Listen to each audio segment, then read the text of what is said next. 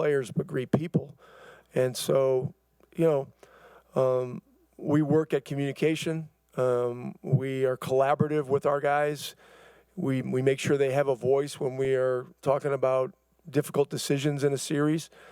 And, we're all in the whole thing together, so, and it was pretty clear, coming into this, there was statistical evidence, but there was also evidence as the series progressed that we needed to continue to play a full court defensive game against these guys. So we'll see about the next series. Who knows? It may be a totally different thing, but once again, I just, this is one of the reasons we acquired Pascal Siakam, was to have a chance not only to get to the playoffs, but to advance in the playoffs. And he showed tonight the kind of difference maker he's been here.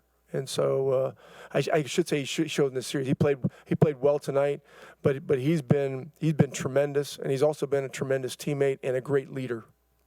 Rick, what impressed you most about the way you guys handled this series and just about the way you played in this series?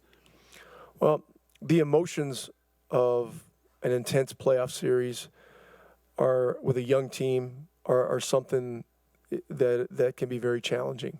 And we just kept talking to them about the importance of poise. It's great to celebrate, but don't allow celebrations to inhibit getting to the next part of the job.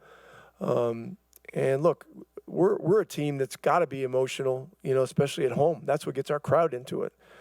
And so they all love the game. Tyrese is the ringleader. He just brings an emotional exuberance to our team and to our fan base. And the whole city and state is behind Miles Turner. I mean, this is 9 years. He's never advanced in the playoffs, and he was the foundation of this.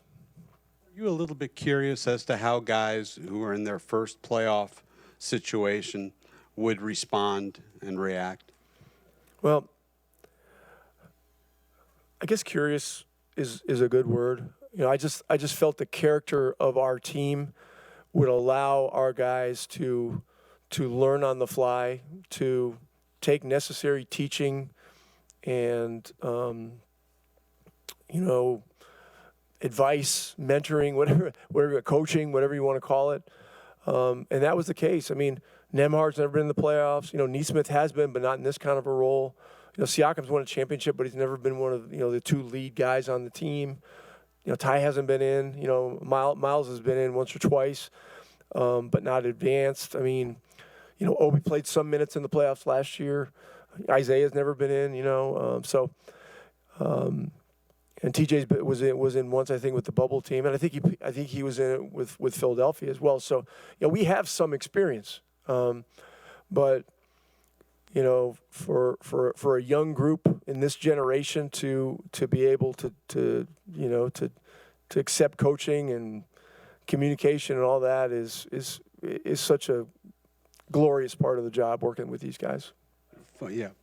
How are you feeling about this? I didn't realize that your teams haven't won a playoff series since the championship season. What has this been like for you, just this season and this playoff run?